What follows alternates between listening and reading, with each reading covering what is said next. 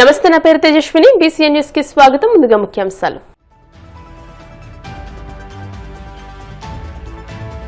జిల్లాల పునర్విభజనపై అభ్యంతరాలన్నింటినీ పరిశీలించిన తర్వాతే తుది నిర్ణయం తీసుకుంటాం. మంత్రి ఆనం రామనారాయణ రెడ్డి స్పష్టీకరణ.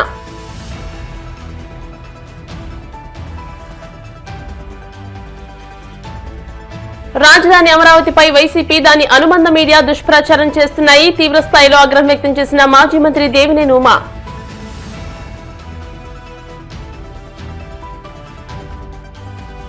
చట్టాన్ని చుట్టంగా భావిస్తున్న కూటమి ప్రభుత్వం రాజకీయ కక్ష సాధింపు చర్యల్లో పరాకాష్ఠకు చేరింది. మండిపడ్డ వైసీపీ మాజీ ఎమ్మెల్యే టీజేఆర్ సుధాకర్ బాబు.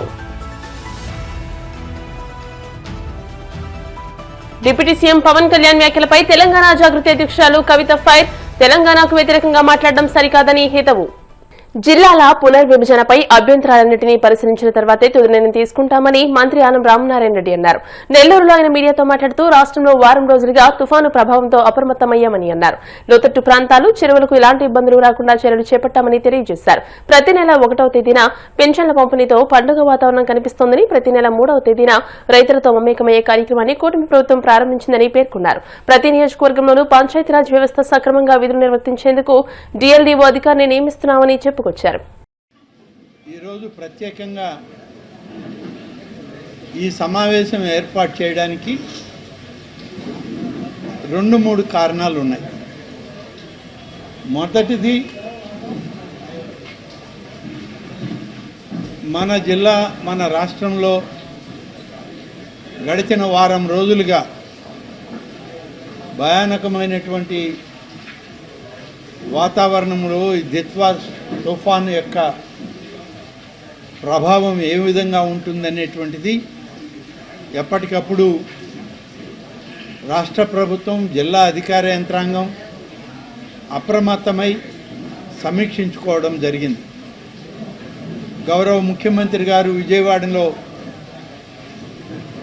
తన కార్యాలయం నుంచి రాష్ట్రంలో ఉన్న పరిస్థితులన్నింటినీ వారు సమీక్షిస్తూ ప్రతి జిల్లాలో ఉన్నటువంటి పరిస్థితులను కూడా గమనిస్తూ రావడం జరిగింది.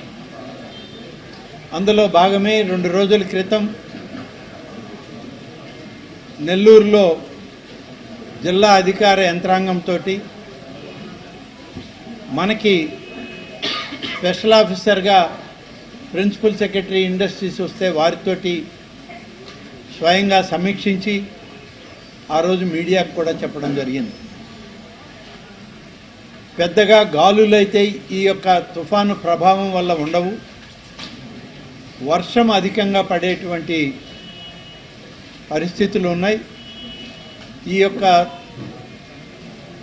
తుఫాను డిప్రెషన్గా మారి అది వీకెన్ అవుతా ఉంది అని కూడా మనకి వచ్చిన సమాచారంలో చెప్పాం. అది అలాగే బలహీనపడుతూ వచ్చి పాండిచ్చేరి దగ్గర అది తీరం దాటింది అనేటువంటి విషయం మనకి అధికార యంత్రాంగంలో మనకు వచ్చిన సమాచారం. రెండవ విషయం, దీనివల్ల ఇంకా కొంత మరొక 48 గంటల సేపు వర్షాలు పడేటువంటి అవకాశం ఉంది. ఈ వర్షాలు కూడా అధిక వర్షాలు కాకుండా ఒక మోస్తరు వర్షం, మోడరేట్ రెయిన్ అని చెప్పి మనకి ప్రభుత్వం నుంచి వచ్చినటువంటి సమాచారం. ఈ మోడరేట్ రెయిన్ వల్ల పెద్దగా నష్టం జరగదు, కానీ లోతట్టు ప్రాంతాలలో ఇంకా కూడా మనం జాగ్రత్తలు తీసుకోవాల్సిన అవసరం ఉంది. లోతట్టు ప్రాంతాల్లో గడిచిన 15 రోజులుగా ఇది రెండవ తుఫాన్ హెచ్చరిక, 2వ డిప్రెషను క్రాస్ కావడం, వీటన్నిటి వల్ల దాదాపుగా గడిచిన 15 రోజులుగా వర్షాలు కురుస్తూ ఉన్నాయి. ఈ జిల్లాలో అన్ని ఇరిగేషన్ రిజర్వాయర్లు నిండిపోయినాయి. సోమశిల, కండలేరు రిజర్వాయర్లు కూడా మనం రెగ్యులేట్ చేస్తూ పూర్తి స్థాయికి రాకుండా దాన్ని తగ్గించుకుంటూ కాపాడుకుంటూ వస్తున్నాం. ఇరిగేషన్ చెరువులు అయితే మాత్రం అన్ని నిండిని. వాగులు వంకలు ఏరులై ప్రవహిస్తూ ఉన్నాయి. పెన్నా నది ప్రవాహం కూడా సంగం నెల్లూరు బ్యారేజీల తర్వాత దాదాపు 20 నుంచి 25 వేల క్యూసెక్కుల నీటిని సముద్రానికి కూడా మనం విడుదల చేయడం జరుగుతుంది. ప్రజా రాజధాని అమరావతిపై వైసీపీ దాని అనుబంధ మీడియా చేస్తున్న దుష్ప్రచారం రాష్ట్రాభివృద్ది యువత భవితపై చేస్తున్న దాడిగా మాజీ మంత్రి దేవినేని ఉమామహేశ్వరరావు పేర్కొన్నారు. గత వైసీపీ ప్రభుత్వ దాష్టికాలకు 272 మంది అమరావతి రైతుల గుండెలు ఆగాయని ఆవేదన వ్యక్తం చేశారు. మంగళగిరిలోని టీడీపీ కేంద్ర కార్యాలయంలో ఆయన మీడియాతో మాట్లాడుతూ రాష్ట్ర భవిష్యత్ కోసం భూములిచ్చిన రైతులపై కేసులు పెట్టించారన్నారని, బూటుకాలతో తన్నించారని అన్నారు. ఇప్పటికీ అమరావతిపై అదే అక్కసు వెళ్లగొక్కుతున్నారని ఆయన దుయ్యబట్టారు. వైసీపీ నాయకులు, మాజీ మంత్రులు, పులివెందుల శాసనసభ్యుడు వైఎస్ జగన్మోహన్ రెడ్డి, ఆయన అవినీతి పత్రిక సాక్షి పత్రిక, సాక్షి ఛానల్ చేస్తూ ఉన్న విష ప్రచారం, దుర్మార్గమైన ఆరోపణలు, బాధ్యతారాహిత్యంగా మాట్లాడటం అమరావతి ప్రజా రాజధాని మీద ఆయన చేస్తూ ఉన్న విష ప్రచారం ఖండించాల్సిన బాధ్యత మా అందరి మీద కూడా ఉంది. ఎందుకంటే గత 5 సంవత్సరాల్లో వైసీపీ పాలనలో పరదాలు కట్టుకొని సెక్రటేరియట్కి వెళ్ళాడు. 1631 రోజుల ఉద్యమంలో ఏ రోజు కూడా ఆ ఉద్యమాన్ని ఏ విధంగా అణిచివేయాలి, జగన్మోహన్ రెడ్డి ఎంత పిరికివాడంటే అమరావతి మహిళలు టెంటుల్లో కూర్చుంటే ఆ టెంటుల్లో ఉన్న మహిళలు కూడా టెంటుల్లో కూర్చోకూడదని, టెంటులకు అడ్డంగా కూడా పరదాలు కట్టి క్యాబినెట్ మీటింగ్కి వెళ్ళినా, సెక్రటేరియట్కి వెళ్ళినా, అసెంబ్లీకి వెళ్ళినా వేలాది మంది పోలీసుల్ని పహారా పెట్టి అమరావతి మహిళలు, రైతుల ఇళ్ల మీద డ్రోన్లు తిప్పి దగ్గర 272 మంది రైతాంగం మానసిక వ్యధతో 5 సంవత్సరాల ఆ దుర్మార్గపు పరిపాలన మీద 3 రాజధానుల డ్రామాలు నడిపి చేసిన విష ప్రచారానికి 272 మంది రైతులు గుండెలాగి చనిపోయారు. దగ్గర 3,000 మంది రైతులు, మహిళలు క్రియాశీలకంగా ఆ ఉద్యమాల్లో పాల్గొన్నారు. సుమారు 400 కేసులు పెట్టింది దుర్మార్గ ప్రభుత్వం 5 సంవత్సరాలు వైసీపీ. అటువంటిది ఈరోజు జగన్మోహన్ రెడ్డి ఆయన పత్రికలు, మీడియా అమరావతి రైతాంగం మీద ముసలి కన్నీరు గారుస్తూ ఉన్నారు. రెండో పక్క అమరావతి నిర్మాణాల మీద ఆరోపణలు చేస్తున్నారు. మళ్ళీ బయటి జిల్లాల్లో ఇక్కడేదో మేము లక్షల కోట్లు అప్పు చేసామని విష ప్రచారం చేస్తూ ఉన్నారు. అంటే ఎన్ని విష ప్రచారాలు ఉంటాయో అన్ని విష ప్రచారాలు జగన్మోహన్ రెడ్డి, ఆయన మీడియా కొంతమంది పనిగా పెట్టుకొని బయట రాష్ట్రాల్లో కూర్చొని విషం చిమ్ముతూ ఉన్నారు. రాష్ట్రంలో చంద్రబాబు నేతృత్వంలోని కూటమి ప్రభుత్వం యథేచ్ఛగా రాజ్యాంగ ఉల్లంఘన చేస్తూ అధికార దుర్వినియోగానికి పాల్పడుతుందని వైసీపీ ఎస్సీసీఎల్ రాష్ట్ర అధ్యక్షుడు మాజీ ఎమ్మెల్యే టీజేఆర్ సుధాకర్ బాబు ఆక్షేపించారు. చట్టాన్ని చుట్టంగా భావిస్తున్న కూటమి ప్రభుత్వం రాజకీయ కక్ష సాధింపు చర్యల్లో పరాకాష్ఠకు చేరిందని దుయ్యబట్టారు. సాక్ష్యాలు, కారణాలు లేకుండా ఎడాపెడా కేసులు నమోదు చేస్తున్న కూటమి ప్రభుత్వం తమ పాలనా వైఫల్యాల నుంచి ప్రజల దృష్టి మళ్లించేందుకు ఎప్పటికప్పుడు డైవర్షన్ పాలిటిక్స్ చేస్తుందని ధ్వజమెత్తారు. ఏడాదిన్నర కాలంగా ఈ ప్రభుత్వం రాష్ట్రానికి, ప్రజలకు వలగబెట్టిందేమీ లేదని ఆయన దుయ్యబట్టారు. రాజ్యాంగాన్ని గాని, వ్యవస్థలను గాని దేన్ని అతను లెక్క పెట్టడు అనేది నగ్న సత్యం. ఈ రోజున ఆ చర్యలలో చంద్రబాబు నాయుడు పిహెచ్డి పట్టా పొందాడు.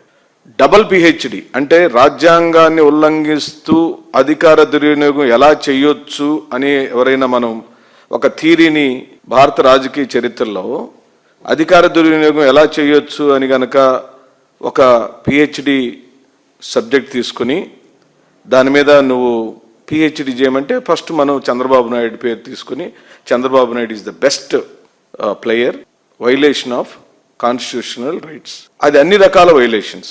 ఆయనకు సహకరిస్తున్న పోలీసు వ్యవస్థలు.